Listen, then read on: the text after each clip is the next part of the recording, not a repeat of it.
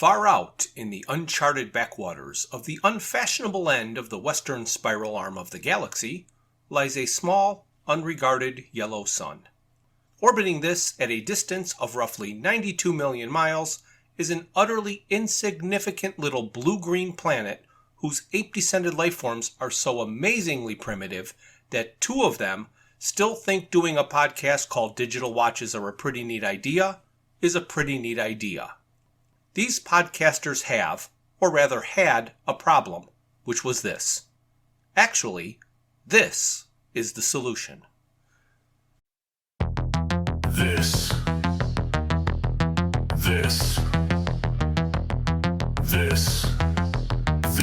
hedgehog, that chimney pot,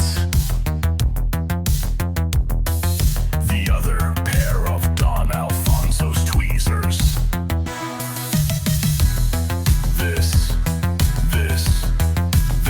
This was Digital Watches Are a Pretty Neat Idea.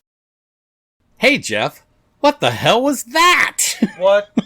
What are you talking about? Are the different music? Well, I know what this is, but what was that?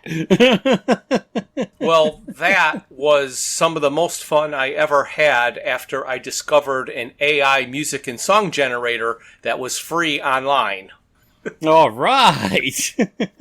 So we're experimenting then. We are experimenting, and we're going to experiment 9 times. Oh my gosh. Awesome. Awesome. I love it. There are 9 episodes of the Dirk Gently's Holistic Detective Agency, The Salmon of Doubt comic book that we're going to be looking through. And every episode is going to start with a different theme song. And you are going to have to create some of these. I will send you the link to the generator, and you can type in some lyrics and some styles and come up with something, because I'm going to need 3 or 4 from you at least. No problem. You can count on me, because this is what we're all about. Right. So if anybody out there hears one of the songs that they think, hey, that should be their song forever, let us know, and maybe we'll make it our song forever. That sounds great. I really love it. I really, really love it. But talking about unexpected things, I sent you a picture today, so what did you think of it? I thought that it looked great. It was perfect. You could see her in there, but she wouldn't recognize herself. No, I don't believe she would, but I thought it was great. Of course, we're talking about the commission picture I had drawn by Bobby Breed of my wife in the Mardi Gras death face style. And it's really, really awesome. I don't know that I'll ever share it with her directly. She'll probably see it and wonder what it is, but because it's going to be prominently displayed in my office. Right. But I'm not sure she'd appreciate it as much as I do. And I'll put it up on the Instagram along with the other stuff. So you got to send me the Maleficent. Yes, I do have drawing. to send you Maleficent too. So that'll be awesome. I can't wait to see those online. All right, so now that we're done with old business, let's get to the new business. Mm-hmm. It is a very interesting cover. Yes, it is. 3 different versions of Dirk Gently. It has the young child version reading the Douglas Adams book, Dirk Gently's Holistic Detective Agency. And while he's doing that, he's thinking of the version of Dirk Gently that we saw in the previous 2 comics. That's right. And he is thinking about the version of Dirk Gently that we saw in the TV show. That's right. The yellow jacket and all. And he is thinking about the child reading the book. And of course, in the background of each image is a, what do we call those? Murder board? Murder boards, yes. So, yep. We've got David, Kuriazis, and Kirchhoff on the covers as contributing drawing artists, etc. Yes. And this is volume 1 of this issue. All right, so let's take a look at page 1. So page 1 is explaining Dirk gently and his holistic detective agency like it is the first time we've ever met him. Yep, no new news on this page. No. So basically he's saying he's a holistic detective, that he is not a traditional detective and doesn't do pocket fluff or fingerprints, and everything is connected, and he has mentioned that he has solved some very troubling cases. So we will go on to page 2. So on this page, he is going to describe a few of the troubling cases he has solved. One of them involves an electric monk and a sofa in the stairwell. One involves Thor and the nurse Sally Mills. And one, most recently, he has been involved in a case of interdimensional poaching. And on the bottom, we find Dirk reflecting that he remembers every one of his cases, and he remembers them very well. But of late, his memory has been doing something weird, and yes, even for him, it's weird. So the top of the page, probably the top 3/4 or 4/5 of the page, is sort of a triptych that has the electric monk up on some sort of couch on its end, but clearly not stuck. Right. not in a circular staircase, no. Except the horse is standing on the odd end of the couch. Yes. Yeah, the horse is definitely stuck, but the couch is not. And they've got Sally Mills. Across all 3 panels, yep. Yes. And Thor is in the background of that center panel. And then, of course, we have the aliens coming out of the nose of the rhinoceros. Surrounding the tent with the silhouette of Madlock and Tamasha doing what they do best. Oh my goodness. So we will go to page 3. So this is sort of the title page introducing the comic, and it is Dirk sitting at a desk, and basically he is saying, I have of late, I know not why, been reliving bad memories. And he's surrounded, or he has bad memories hovering over him while he sits at his desk.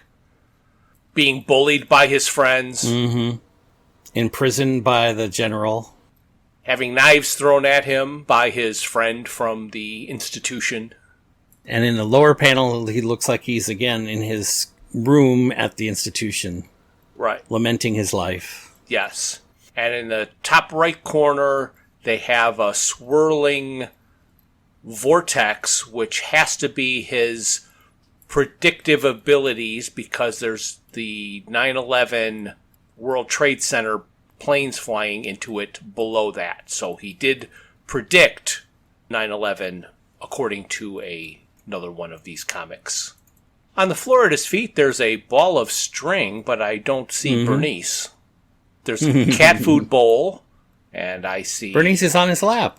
Oh, Bernice is on his lap. There she is. Black cat, negative space. Oh, yeah, a negative space. Hard to see. Absolutely. And on the bottom of the page, it says, The Salmon of Doubt, Chapter 1, Can't Go Home Again. Can't go home again. What does that mean? I bet we find out. Or, as usual, we'll be left hanging. That's right. Oh my gosh. All right, so we'll go on to page 4. So on this page, the left-hand side of the page, about a third of it, is a full panel. You see a train, and it looks like some, birds, maybe doves, something like that, flying over the train. And against the background, you see the words that are in Dirk's mind. He says, The things I remember are all incidents from my childhood. The trouble is, none of these things ever happened. At least, not to me. Which now then makes me wonder of what things happened, what things didn't happen. And are they ever going to tell us which ones were real and which ones were made up? Right. So he's sitting on the train, playing with Bernice, coming out of her cage, and talking to Sally Mills. Mm-hmm. And she just wants to know what the childhood of a holistic detective looks like. Mm-hmm. And makes some crack about tangential connections at prep school. And Dirk is a little tired of the jokes. Explains that his mom is English. His father, who he never met, most likely was Transylvanian, since he was born and had his early years in Transylvania. And then he got sent to a unremarkable boarding school. So we'll go on to page 5. Just as an aside here, I think he's suggesting that he didn't spend time in the institution as a child. Right. Which is what we've seen in the previous comics. Yes. He's saying that didn't happen. Well, the thing that gets me is in this conversation with Sally about his memories being wonky, she's saying that people forget things. Right. And he's like, yeah, I know people forget things, but that's not what's happening. I'm not forgetting things. I'm remembering extra. So it sounds like there are additions in his memory of things that he is sure weren't there when they happened. Right. But to cover the page, since we started in the middle, which was good, the top of the page, we see them exit the train, and our little friend Bernice decides that freedom is more valuable than a jail cell. Yes. And scampers away from the both of them. Dirk has no fear for his cat. He knows that it will return, as it so often does. And Sally says, man, that's some weird cat. Yes. They have arrived in the city where St. Sed's is.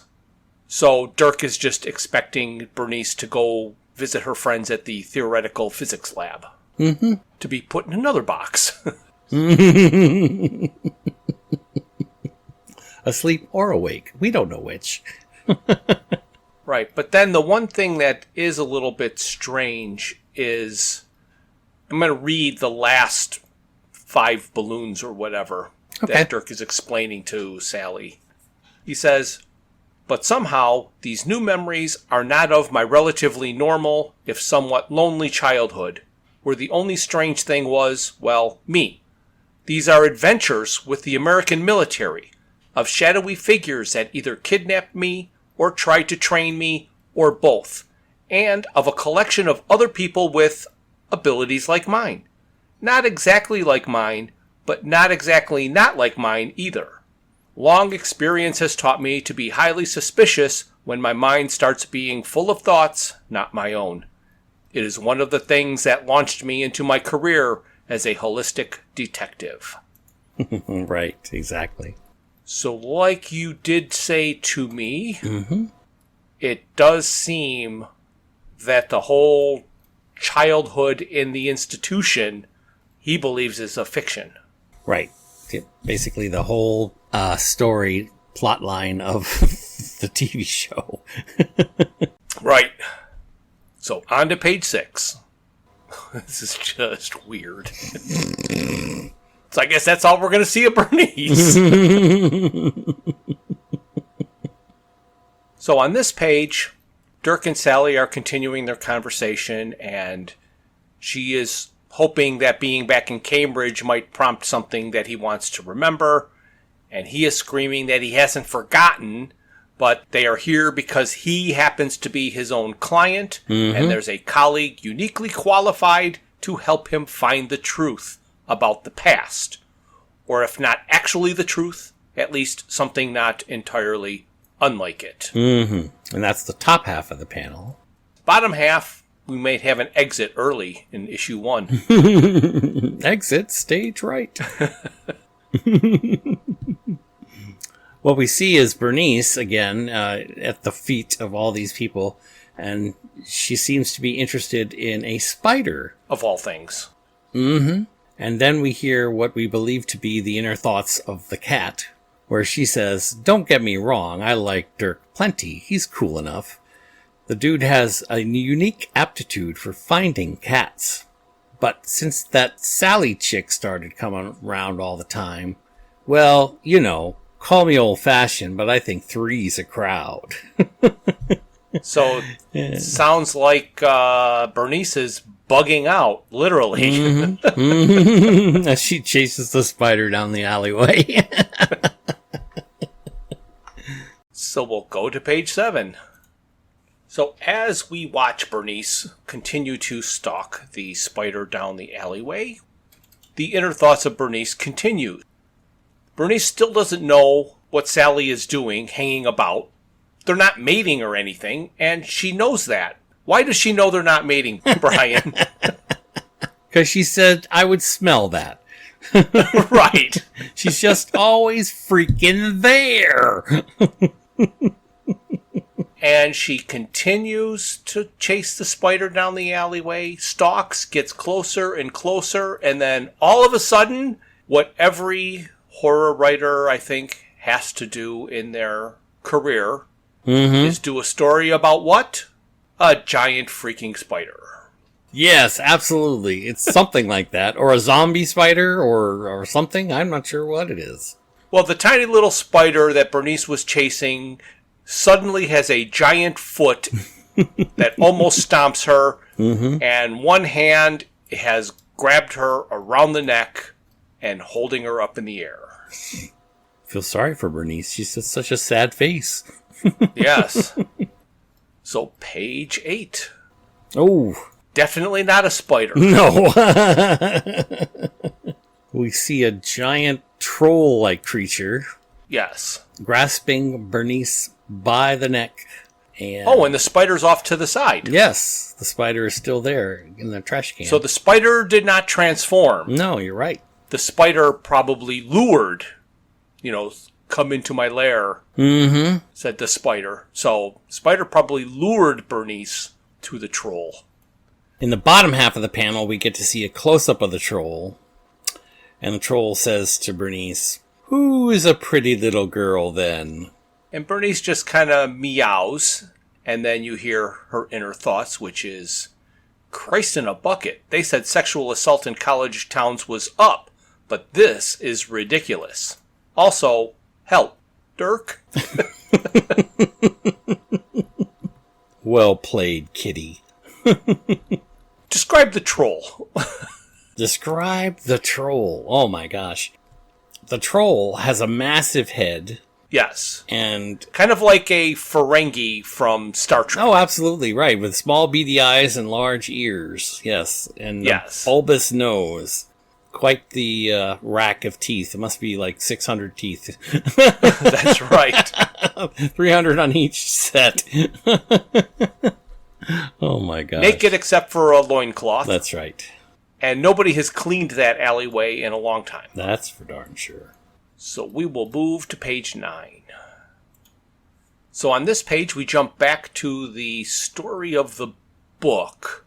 And it appears that Sally and Dirk have arrived at Reg's house. And there is a horse still there. So evidently the horse is back in Reg's house. Hanging around in the living room. Yes. Reg doesn't appear to be home. Nope.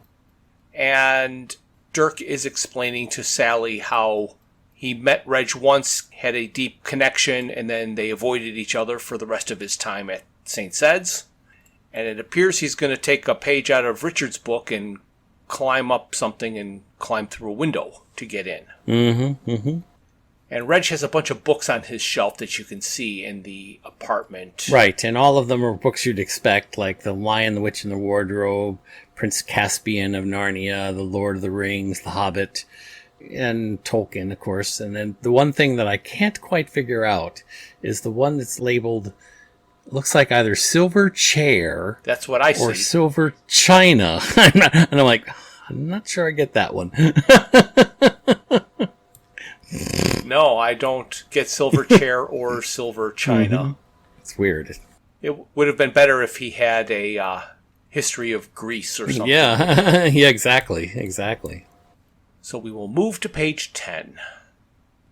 So as expected, Dirk scales the wall to a upper floor window, and as he opens it, a horse head neighs and sticks its head out the window, and Dirk always forgets about the horse. And what's the horse's name? Binky. Binky. The horse's name is Binky. Okay. A white horse. Mm-hmm. Mm-hmm. And Dirk falls to the ground, of which he is then joined, it appears, by the professor. Mm-hmm. Page 11. Okay, so already a third of the way through this first of 9 issues, I'm getting a little bit annoyed. Because not only is he trying to tell 2 parallel stories, which is fine. I'm used to 2 parallel stories meeting, but he's telling them on the same page every single time. Mm-hmm. Yeah, that's quite the trick here. Of course, here at the top, we see the professor reunited with Dirk. Yes. Does not look how I expected him to look. No, not at all. Not at all. Because of the drawing of him in a previous comic. That's right. Here he looks much older. Much older. And he looks more like, what's his name? The guy with the golden phone. Golden phone? I'm sure I'll know the reference eventually. I don't know that reference right off the top of my head. Okay. The Pharaoh gave all the golden phones to suck the souls out of the homeless people. Okay, the golden phone. Yes, he looks like oh yeah, what the hell is his name? Crowther. Crowther, that's it. Okay. And then looking at the picture of Crowther, I mean, he's an older version of Crowther. Yeah, you're right. That does look like an older version of Crowther, and much smaller though too, because Crowther was a pretty big guy. Yes. But of course, in the top panel, he's apologizing because when he leaves the door open, the horse tends to wander in from ancient Greece. Right. Dirk asks if he would like some tea. And that's the top part of the page. And then the bottom portion of the page, it appears that the troll has put the cat in a bag. Mm-hmm. And I would imagine there's more than just Bernice in there from all of the eyes. Clearly, yes. And Bernice is talking about how cats always have a sense of place, but being shoved in a dark bag full of other cats, not so much. And of course, this is a giant bag that he's slung over his shoulder. Right. And he's singing himself a little song as he walks along. To market, to buy a fat cat. Home again, pitter-dee-pat. To market, pussy to filch. Home again, to the court of the bitch. Which I think is a little weird, because filch and bitch don't exactly rhyme, but, Yes. anything you like. When you're just making up words, like pittery pat, you can make up words for filch to rhyme with the word you want to use, but... Right. Makes me wonder, we all know the home again, jiggity jig. I'm wondering if these are, to us, unknown verses. That could be. Mm-hmm. Didn't ever know you would go to the market to buy a fat cat, though. I think I've heard that before, and I'm not sure why. Well, maybe you're hungry. Yeah. Make up your own joke about the second verse. Yes, exactly. And sometimes it's best left to the imagination. Right. All right. We will go to page 12. Oh, 12 and 13, because it's a double page. So on this double page spread, we see the top section of it shows Reg's apartment there at the university. It's quite cluttered with clocks everywhere, including on his sofa. Right. And here he is pouring tea for Sally. And he says tea for 3, and he asks Sally again, apparently, if she would like milk or sugar. Right. And she says, yes, you've asked that several times. So looking through all these clocks, lots of clocks on the wall, grandfather clocks, mantle clocks. But I'm wondering if over the arm of the purple chair to the far left would be a digital watch. Yes, indeed. It is. Very keenly located. And then basically, Reg and Sally are having a conversation about memory and how it isn't what it used to be. And Sally says basically what is what it used to be. And Reg liked that comment and says he sees what Dirk sees in her. So she was surprised that he knew of her. And he's talking, oh yeah, we converse all the time. We always keep correspondence. He tells me about all of his assistants. And of course that enrages our little friend Sally. Yeah, right as Dirk walks back in. Mm-hmm. Dirk is quite satisfied with his having dealt with the horse-related crisis. Yes. Giving himself a pat on the back as he walks in the door, and then Sally insists that they go check out the tea as she drags him by the ear into the other room. Right. Yes. And then that confuses Reg because he thought he already made the tea. And, of course, the evidence is in front of him, having 3 Yes. teacups. Right. So we will go to page 14. So in the kitchen, Sally is confronting Dirk, and we get to watch the meltdown of a relationship. Exactly. She's offended that he called her his assistant. He said, but you always give me lots of assistants. And she's basically punching him and slapping him and saying, don't use your stupid catchphrases on me like you do other people. And if he dares to utter one syllable of the word holistic, it'll be the last thing he ever says to her. And the kitchen is a mess. Lots of old, half-eaten food all over on the plates. So we will go to page 15. So most of us, I'm sure, have found ourselves in this predicament, which is Dirk saying, what would you like me to say? And she asked if he remembered what she said to him when they first met. And he said, of course I do. And this is a line that I've always liked, which is, you said that if no private detective looked like a private detective, how did a private detective know what not to look like? You identified an observational paradox. And then Sally mentions the paradox that we have all lived with when having a conversation with a significant other, and we're confounded. So what did Sally say, Brian? Well, Sally said, well, here's the thing. I can tell you what the wrong thing to say is, but I can't tell you what the right thing is. Because the second I do, it becomes the wrong thing after all. Yes. So there's a magic phrase that goes away if she tells you what the magic phrase is. And of course, Dirk looks puzzled without any kind of an answer. And then she goes on to say, well, you like paradoxes. Figure it out. I'm going to storm out now. But first, where is the bathroom? And he kind of points, and she slams the door. Page 16. So in the bathroom, Sally is looking in the mirror at her makeup that's just running down her face because she's been crying, and she's turning the water on in the sink to clean herself up. And the whole time that she is doing that, she's talking about Dirk and how he's not boyfriend material, and she has decided that it is time for her to just go and find a real man at a pub somewhere else. While she's doing this, is very deliberately that they're showing us that she is turning on the left faucet and she's turning off the right faucet, and then she's pulling the drain plug, and then she's doing 2 faucets at the same time.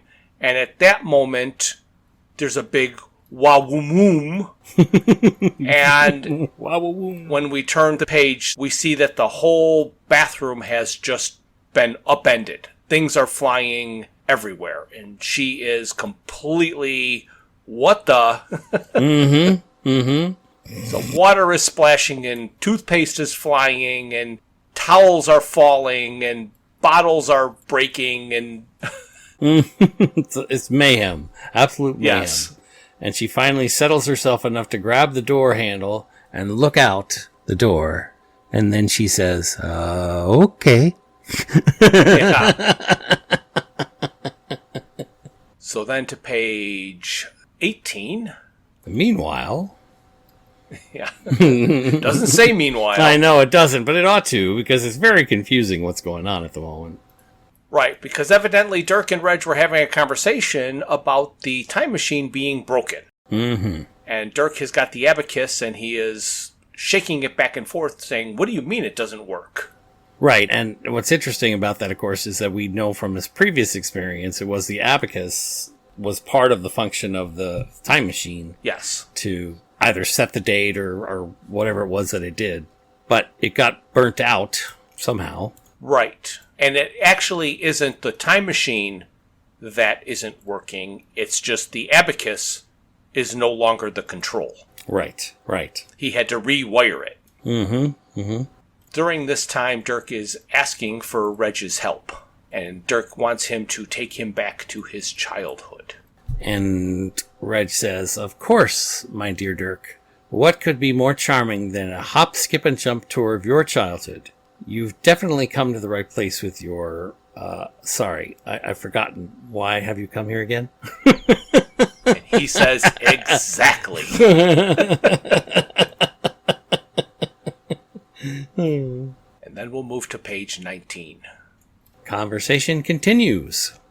And on this page, we see the conversation between Reg and Dirk. And Dirk starts off that, memory. The problem is memory, which is why you are uniquely qualified to help me.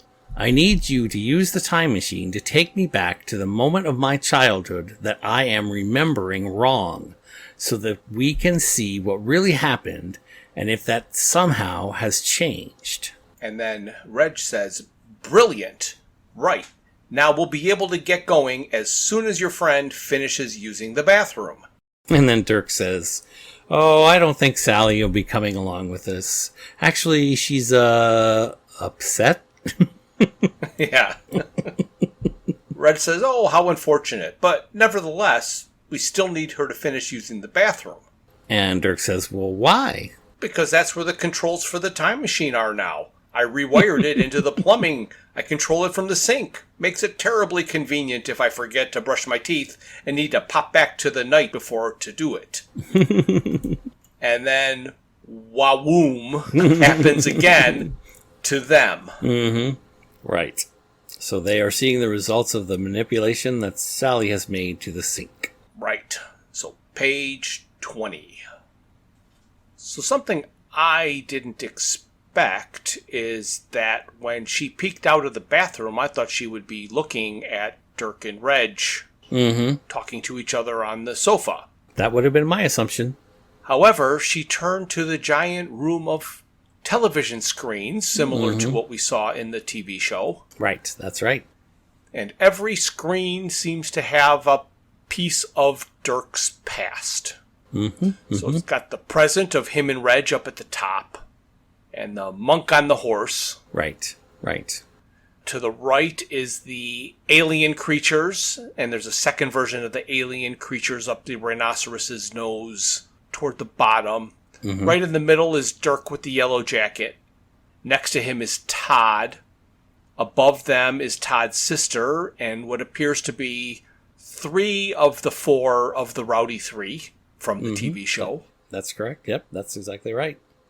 Down at the bottom, of course, we see the Colonel, and we see Farah. Bart is there on the bottom. Yes. And Thor is next to her. And Mona is in the picture on the far left, we believe. And yes. I'm not sure what this final picture on the left is, the one at the very bottom. There's just 3 random people, it looks like. Right. Hard to tell who that would be. It's fascinating. These are all pieces of the show. The other puzzle we see on here, there's a picture of an invisible man with a red hat. Yes, and glasses. And glasses. And And I don't have any reference. remember. Yeah. Unless maybe he's in the story that we haven't seen. Yeah, maybe it is. A piece of the timeline we have yet to see. Interesting. And this being the last page of the comic, we have the to be continued box at the bottom. Well, it was quite a build-up, but I have to say this page is intriguing. Yes. It was losing me a little bit going through this of where it was going, but Right. they ended strong. Yes, they did. It still had the strong artistic style of the previous comic books, which Yes, I do definitely. appreciate, the style of the drawing. In comparison to the early comic books that we were looking at, it's improved quite a bit. Yes. But this does create quite a puzzle. Are they going to try and tie all the universes together? Or create their own? Maybe that's why this one is 9 issues. There you go. Could be. Well, Jeff, now that we've reached the end of this comic book, what's next? Well, I think the first thing I'm going to do is see if I can have the AI music generator create the next opening theme song. That's going to be and awesome. after that, we will be talking about issue 2 of Dirk Gently's holistic detective agency, The Salmon of Doubt. Yes, this is going to be quite interesting as we go through it. And surely I will be helping you develop those songs. Yes. And I was debating whether or not I should actually try to create the best possible song. And then I thought that would only create disappointment because it would never happen. But when you're just throwing a whole bunch of stuff out there to see what it creates, there are parts of it that are just fantastic, and you're happy for those little fantastic parts. That's absolutely true. And it's intriguing and bizarre that even us, two relatively random humans on the face of the earth, are now using AI to generate content on the internet. Wow, yes. Well, with that said, I think it's time to say that this is the end. Thank you for listening to this. A new episode is released on the first Thursday of every month. Visit our website at digitalwatchesareaprettyneatidea.buzzsprout.com. While there, you can find links to all of my Hitchhiker's Guide to the Galaxy inspired t-shirt designs. You can contact us via email at digitalwatchespodcast@gmail.com. You can find us on YouTube and Facebook at Digital Watches Are a Pretty Neat Idea. You can message us on Twitter, or should I say X, at Watches Idea, and our Instagram is Watches Idea Podcast.